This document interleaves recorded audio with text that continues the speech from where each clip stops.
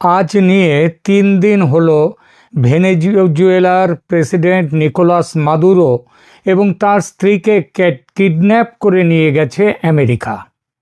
এই ঘটনার প্রতিবাদ করেছে সারা বিশ্বের বহু দেশ। এর মধ্যে কিছু দেশের সমালোচনা রীতিমতো কড়া, যেমন রাশিয়া ও চীন। রাশিয়া বলেছে এই ঘটনা একটি সার্বভৌম দেশের ওপর অমার্জনীয় আক্রমণ। একই রকম কড়া প্রতিক্রিয়া চীনেরও। এরা ছাড়াও আরও বেশ কিছু দেশ যারা এই মুহূর্তে পারমাণবিক ক্ষমতা অর্জন করেনি, সেই পারমাণবিক অস্ত্র যাদের হাতে নেই, সেই সব দেশগুলোর মধ্যে Brazil, Colombia, Mexico, Spain, Uruguay, Chile, এরা একটি জয়েন্ট স্টেটমেন্ট জারি করে এই ঘটনার তীব্র নিন্দা করেছে। তারা বলেছে it can constitute an extremely dangerous precedent for peace and regional security and endanger the civilian population। অর্থাৎ এই ঘটনা যেটা করেছে আমেরিকা, এটা একটা ডেঞ্জারাস, ভয়ঙ্কর একটা ঘটনার শুরু করে দিল, প্রেসিডেন্ট হলো, এবং সারা পৃথিবীর এবং এই অঞ্চলের তো বটেই, সারা পৃথিবীর নিরাপত্তাকে একটা বিপদের মুখে ফেলে দিল। কড়া প্রতিবাদ জানিয়েছে দক্ষিণ আফ্রিকা সমেত পৃথিবীর বহু দেশ। কেবল ইউরোপের দেশগুলো তারা ধরি মাছ না ছুঁই পানি করে প্রতিক্রিয়া দিয়েছে। বাংলাদেশও একটা প্রতিক্রিয়া দিয়েছে, কিন্তু সেটাও এমনভাবে যাতে কিছুই পরিষ্কার হয় না, এবং পাকিস্তান এখনও পর্যন্ত সরকারিভাবে এর জন্যে কোনো কিছু বলেনি। কিন্তু এসব সত্ত্বেও অবাক করেছে সেটা হচ্ছে ভারতের প্রতিক্রিয়া। ভারতের প্রতিক্রিয়ার ভাষ্যটা ঠিক কী সেটা একটু দেখি। প্রথমে ভারতের পররাষ্ট্র মন্ত্রণালয়ের মানে যেটা মিনিস্ট্রি অফ এক্সটার্নাল অ্যাফেয়ার্স, তাদের আনুষ্ঠানিক মূল ভাষ্য বেশ দেরিতে এলো, এবং সেই দেরিতে মানে সেটা 3 তারিখে ঘটনা ঘটেছে, 5 তারিখে ভারতের ভাষ্য এসছে, বিবৃতি এসছে, এবং এই বিবৃতি আবার মাত্র 3টি লাইনে দাঁড়িয়ে আছে। কি বলা হয়েছে সেখানে? সাধারণভাবে যেটা বলা হয়েছে, recent developments in Venezuela are a matter of deep concern. We are closely monitoring the evolving situation. India reaffirms its support to the wellbeing and safety of the people of Venezuela. We call upon all concerned to address issues peacefully through dialogue, ensuring peace and stability of the region. অতিরিক্তভাবে এর বাইরে ministry of external affairs Bharat সরকারের তারা জানিয়েছে যে কারাকাসে অর্থাৎ ভেনেজুয়েলার রাজধানীতে ভারতের দূতাবাস ভারতীয় সম্প্রদায়ের সাথে যোগাযোগ রাখছে এবং সহায়তা দিচ্ছে। ভারতীয় নাগরিকদের ভেনেজুয়েলায় সব ধরনের অপরিহার্য ভ্রমণ এড়াতে এবং সেখানে থাকলে অতিরিক্ত সতর্ক থাকতে বলা হয়েছে।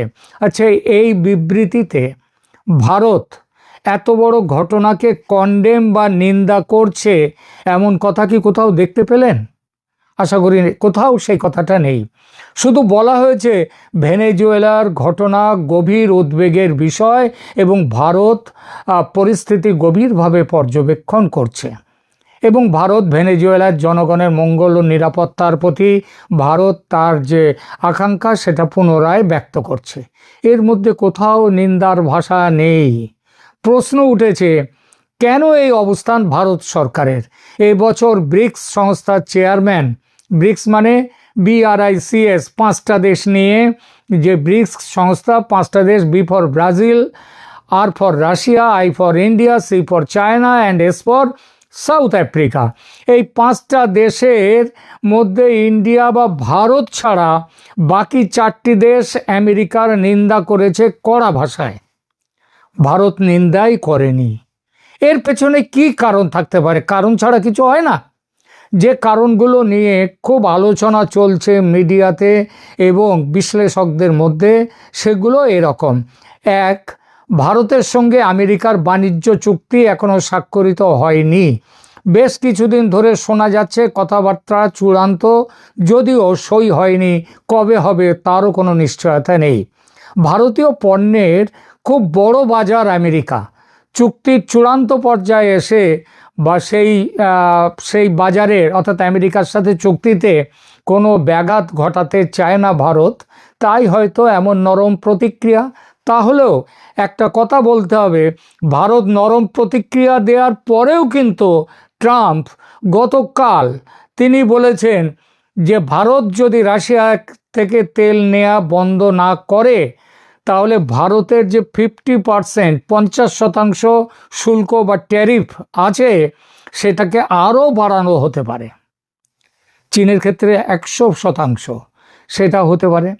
সুতরাং ট্রাম্প কিন্তু একটি অদ্ভুত জিনিস, উনি ভারত নরম প্রতিক্রিয়া দিলেও যে ট্রাম্প সেটা গ্রহণ করে ভারতের দিকে কোনো ফুলের তোড়া এগিয়ে দিয়েছে, আদৌ তা নয়। তবুও ভারত নরম প্রতিক্রিয়া দিয়েছে আগে। দ্বিতীয়ত, মোদী সরকার ভয় পেয়েছে, এমন কথাও শোনা যাচ্ছে। ভারতে মোদির মতো বিজেপির মতো কোনো শক্ত সরকার থাকুক, এটা কোনো দিন আমেরিকা চায় না, চায়নি। ভারতে একটা দুর্বল সরকার ক্ষমতায় থাক, এটা যে শুধু ট্রাম্প চান তা নয়, এই চাওয়া ঐতিহ্যগতভাবে আমেরিকার সমস্ত সরকার এই পথ নিয়েছিল। আমেরিকার ক্ষমতা নেই নৈশ অভিযান চালিয়ে মাদুরোর মতো মোদিকে তুলে নিয়ে যাওয়ার। আমেরিকার ক্ষমতা নেই আমেরিকা থেকে এসে ভারতে এখানে কোনো তারা সশস্ত্র আক্রমণ চালাবে, এমন ক্ষমতাও নেই। মনে রাখতে হবে, ভারত হচ্ছে একটি পারমাণবিক শক্তিধর দেশ। সুতরাং আমেরিকার দাদাগিরি চালাতে গেলে আমেরিকাকেও অনেক চিন্তা করতে হবে, এবং সেই রকম পরিস্থিতি এলে সারা বিশ্ব জুড়ে তৃতীয় বিশ্বযুদ্ধ এসে যাবে।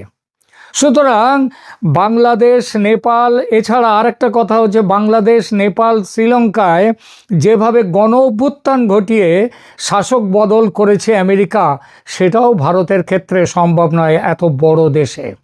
এখানে এক চেষ্টা হয়েছিল, আপনাদের মনে আছে কিছুদিন আগেই লাদাখের একজনকে দিয়ে এই চেষ্টা করেছিল গণ অভ্যুত্থান, ঠিক নেপালের গণ অভ্যুত্থানের পরপর। সুতরাং সেটাও ভারতের ক্ষেত্রে সম্ভব নয়। ভারতের ক্ষেত্রে একটাই পথ আমেরিকার সামনে, সেটা হলো মোদী সরকারের বিরুদ্ধে অপপ্রচারের মাধ্যমে জনমত তৈরি করে ও এই কাজে অঢেল আর্থিক মদত দিয়ে নির্বাচনকে প্রভাবিত করা, নির্বাচনে ভারতীয় জনতা পার্টি বা মোদীকে পরাস্ত করা। এই খেলা আমেরিকা যে এর আগে করেনি তা নয়। 2024 সাধারণ নির্বাচনের সময় ভারতে এই খেলা খেলেছে আমেরিকা, সফল হয়নি। সেই চেষ্টা আবার শুরু করেছে রাহুল গান্ধী ও কংগ্রেস দলকে দিয়ে। রাহুল গান্ধী যে নির্বাচন কমিশনের বিরুদ্ধে, যেটা একটা সাংবিধানিক প্রতিষ্ঠান, তার বিরুদ্ধে ভোট চুরির যে অভিযোগ করছে আজকাল, এবং সেই অভিযোগ নিয়ে দেশে বিদেশে সব জায়গায় ভাষণ দিয়ে যাচ্ছে রাহুল গান্ধী, সেটা কিন্তু এই প্ল্যানেরই অঙ্গ। এছাড়া তৃতীয়ত আরেকটা কারণ কি, আরেকটা কারণ যেটা ঘুরে ফিরে আসছে সবার মধ্যে, সেটা হচ্ছে যে ব্রিক্স নিয়ে ভয় দেখানো ভারতকে। কারণ ব্রিক্সের চেয়ারম্যান এবছর, আগেই বলেছি যে এবছর ব্রিক্সের চেয়ারম্যান ভারত, এবং ব্রিক্স মানে হচ্ছে তার বড় একটা জিনিস রয়েছে ডলারাইজেশন, ডলারের মূল্যকে নামিয়ে দেয়া। এবং ডলারের ওপরে এই আঘাত এলে ব্রিক্স নিজের কারেন্সি করবার কথাও রয়েছে। এবং এই পথে যদি সত্যি পদক্ষেপ করে ভারত এবং ব্রিক্স, তাহলে আমেরিকার সমূহ বিপদ। যে আন্তর্জাতিকভাবে ডলারের যে অবস্থান, ডলারের যে ভূমিকা, তার জোরেই আমেরিকার সুপার পাওয়ার, এটা একটা বড় কারণ তার জন্যে। এবং সেইটার জন্যেই ভারত প্রথম থেকে কিছুটা তৈরি হয়ে থাকছে, যাতে আমেরিকার বিরাগভাজন হয়ে কোনো বড় বিপদের সামনে না পড়তে হয়। বড় বিপদ মানে অর্থনৈতিক বিপদ এবং রাজনৈতিক বিপদের একটা সম্ভাবনা তো থাকেই। সুতরাং ভারতের নরম অবস্থান সেই কারণে। চতুর্থ কারণ হচ্ছে বাংলাদেশ। বাংলাদেশের সাধারণ নির্বাচনের আগে কোনো বড়সড় ব্যবস্থা নিতে চলেছে ভারত, এমন অনুমান বহু বিশ্লেষকের। এর কারণ হচ্ছে ফ্রি, ফেয়ার অ্যান্ড ইনক্লুসিভ ইলেকশনের ব্যাপারে ভারত যে শর্ত দিয়েছিল বাংলাদেশের কাছে, সেই শর্ত বাংলাদেশ মানেনি। আওয়ামী লীগ নির্বাচনে অন্তর্ভুক্ত হতে পারেনি। সেজন্যেই ভারত বাংলাদেশে বড় সড়ো কোনো ব্যবস্থা নিতে চলেছে, কারণ ভারত চায় না যে বাংলাদেশে একটা ভারত বিরোধী একটা সাম্প্রদায়িক শক্তি সেখানে ক্ষমতায় আসুক। আর সেজন্যেই নাকি ওই যে বড় সড়ো ব্যবস্থা নিতে চলেছে বাংলাদেশে, তার জন্যেই ভারত এই মুহূর্তে চটাতে চায় না আমেরিকাকে, তাই এই নরম প্রতিক্রিয়া। এটা যুক্তিযুক্ত কারণ বলে মনে হতেই পারে। দেখুন, বাংলাদেশ ও ভারতের সোশ্যাল মিডিয়াতে একটি সম্ভাবনা বেশ ঘুরপাক খাচ্ছে 2-3 দিন। সেটা হলো, যেভাবে মার্কিন সেনা হঠাৎ অভিযানে মাদুরোকে তার প্রাসাদ থেকে কিডন্যাপ করে এনেছে, সেভাবে ভারতীয় সেনাও নাকি হঠাৎ অভিযানে যমুনা থেকে তুলে আনবে মোহাম্মদ ইউনূসকে। তাতে ইউনূসের অন্তর্বর্তী শাসনের অবসান ঘটবে একেবারে বিনা রক্তপাতে বা খুব কম রক্তপাতে, যেমনটা হয়েছে ভেনেজুয়েলাতে মাদুরোর ক্ষেত্রে। এমন কথাও আমার কানে এসেছে, প্রেসিডেন্ট মাদুরোকে কিডন্যাপ করার ব্যাপারে ভারতের নরম প্রতিক্রিয়ার কারণ নাকি এটাই যে ইউনূসকেও একইভাবে তুলে আনলে আমেরিকা যাতে বিরূপ প্রতিক্রিয়া না দেয়। মাদুরোর ব্যাপারে ট্রাম্প যা করেছেন সেটা এবার থেকে পৃথিবীর অন্য কোনো দেশ, বিশেষত শক্তিশালী দেশ, তারা যদি কোনো দুর্বল দেশের ব্যাপারে অনুসরণ করে অবাক হওয়ার কিছু নেই। ইতিমধ্যে চীন তাইওয়ানকে ঘিরে তাদের সৈন্য সমাবেশ, তাদের যুদ্ধাস্ত্র সমাবেশ করে দিয়েছে এবং খুব সম্ভব চীন একটা কথা 2024 সালে চীনের প্রেসিডেন্ট শি জিনপিং বলেছিলেন যে 2027-এর মধ্যেই তাইওয়ানকে এক চীনের মধ্যে নিয়ে আসবে, অর্থাৎ মূল চীনা ভূখণ্ডের সাথে যুক্ত করা হবে। সুতরাং চীন তার মহড়া দেওয়া শুরু করেছে এবং আমেরিকা যেটা ভেনেজুয়েলাতে করলো, চীন যদি সেইভাবে তাইওয়ানে গিয়ে কিছু করে আমেরিকার কিছু বলবার নেই। আর এটাও মনে রাখতে হবে, চীন কিন্তু পরমাণু শক্তিতে খুবই বড় শক্তিধর দেশ। সুতরাং আমেরিকা ওই গায়ের জোর দেখিয়ে চীনকে শায়েস্তা করবে এমন ভাবার কোনো কারণ নেই। সুতরাং এবার থেকে পৃথিবীর অন্য দেশগুলো যদি অনুসরণ করে এই ট্রাম্পের লাইন, জোর করে ধরে নিয়ে আসা, অবাক হওয়ার কিছু নেই। জাতিসংঘ, আন্তর্জাতিক কানুন, এখন এসব স্রেফ গাল ভরা কথা। আমেরিকা ভেনেজুয়েলার দখল নিচ্ছে বলে চীন খুব সমালোচনা করছে, কিন্তু চীন নিজে তিব্বতে সে অত বছর আগে কি করেছে? রাশিয়া ইউক্রেনে, হ্যাঁ, রাশিয়ার আক্রমণ করার যথেষ্ট কারণ আছে, কিন্তু ইউক্রেনে তারা আক্রমণ করেছে, এটাই তো হচ্ছে আসল কথা। কারণ ইউক্রেন হচ্ছে দুর্বল দেশ, তার পেছনে আমেরিকা এবং সমস্ত ইউরোপ জড়ো হয়ে থেকেও রাশিয়াকে টাইট দিতে পারছে না, হারাতে পারছে না। সুতরাং দুনিয়ার নতুন নিয়ম এখন জোর যার মুল্লুক তার। তা সত্ত্বেও বলবো, এমন জল্পনা আমি নিজে ব্যক্তিগতভাবে, কোন জল্পনা? ওই যে ইউনূসকে তুলে আনবে, কিডন্যাপ করে আনবে মাদুরোর মতো ভারত, এই রকম জল্পনা আমি নিজে ব্যক্তিগতভাবে একদম অবাস্তব মনে করি। সেরকম সক্ষমতা ভারতের যদিও আছে, তা সত্ত্বেও মাদুরোকে ধরে নিয়ে এসে ট্রাম্প খুব বুক বাজাচ্ছেন বটে, কিন্তু আমেরিকা যে ক্রমশ বন্ধুশূন্য হয়ে যাচ্ছে তাদের ঘরের দুয়ারে ল্যাটিন আমেরিকাতে, সেটা খুব শিগগির বোঝা যাচ্ছে অলরেডি। ভারত এই জায়গায় যেতে চায় না, কারণ ভারত প্রতিবেশীদের সাথে ভালো সম্পর্ক রাখতে চায়। সুতরাং জলবন্টন চুক্তি রিনিউ হচ্ছে না। আপনাদের মনে আছে কয়েকদিন আগে আমাদের যে বিদেশমন্ত্রী ডক্টর জয়শঙ্কর, তিনি মাদ্রাস ইউনিভার্সিটিতে একটি বক্তৃতায় তিনি বলেছিলেন তার স্পিচে যে রক্ত আর জল একসঙ্গে বইতে পারে না। তারই সূত্র ধরে সেটা হচ্ছে গভর্নমেন্টের বক্তব্য, উনি যেটা বলেছিলেন তারই সূত্র ধরে বাংলাদেশের যে প্রতিনিধি দল এসছে, আমাদের জলসম্পদ উন্নয়ন মন্ত্রকের প্রতিনিধিরা তাদেরকে পরিষ্কার জানিয়ে দিয়েছেন জল এবং ঘৃণা এবং রক্ত একসঙ্গে বইতে পারে না। ঘৃণাটা ওনারা আবার বাড়তি জুড়ে দিয়েছেন, অর্থাৎ ঘৃণা, রক্ত, জল তিনটে একসঙ্গে বইতে পারে না। ফলে যে চুক্তি অনুযায়ী এতদিন ধরে বাংলাদেশ জল পাচ্ছিল পাকিস্তানের মতো, সেরকম চুক্তি রদ হতে চলেছে। ফেব্রুয়ারি মাসে এই চুক্তি আর নবায়ন হচ্ছে না। এটা হলো বাংলাদেশের প্রতি ভারতের প্রথম প্রত্যাঘাত। আমি যেটা বলেছিলাম আগে আগে দেখিয়ে হতা হ্যায় ক্যা, এটা হলো গিয়ে তার প্রথম পদক্ষেপ। আচ্ছা, এই জলবন্টন চুক্তিতে 96 সালে যেটা হয়েছিল সেটাতে কি ছিল? সেটাতে ছিল যে রোজ ৭৬,০০০ কিউসেক মিনিমাম জল পাবে বাংলাদেশ।